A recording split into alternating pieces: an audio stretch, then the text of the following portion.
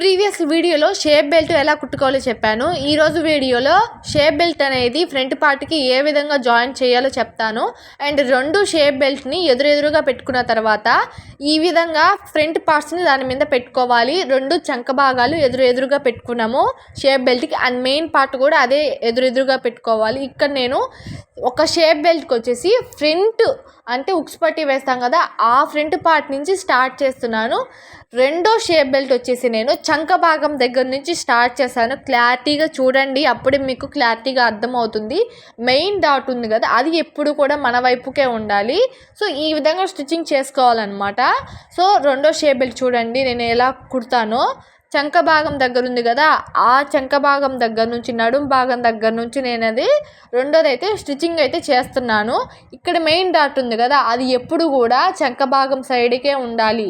ఇలాగా చంక భాగం సైడ్కి ఫోల్డ్ చేసి మనం కుట్టుకోవాలన్నమాట.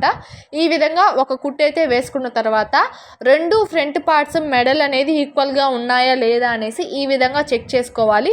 ఈక్వల్గా ఉంటే అదే కుట్టు మీద రెండో కుట్టు కూడా వేసేసుకోండి. ఈక్వల్గా లేకపోతే ఏదైతే ఎక్కువగా ఉందో దాన్ని ఎక్స్ట్రా క్లాత్తో కుట్టి మీరు జాయింట్ చేసుకోండి. అంతే, మనకి షేప్ బెల్ట్ అనేది మనకి ఫ్రంట్ పార్ట్కి పర్ఫెక్ట్గా మనం కుట్టేసినట్లేను. నెక్స్ట్ వీడియోలో చూద్దాము ఏ విధంగా ఉక్స్ పట్టి వేసుకోవాలో. Bye bye.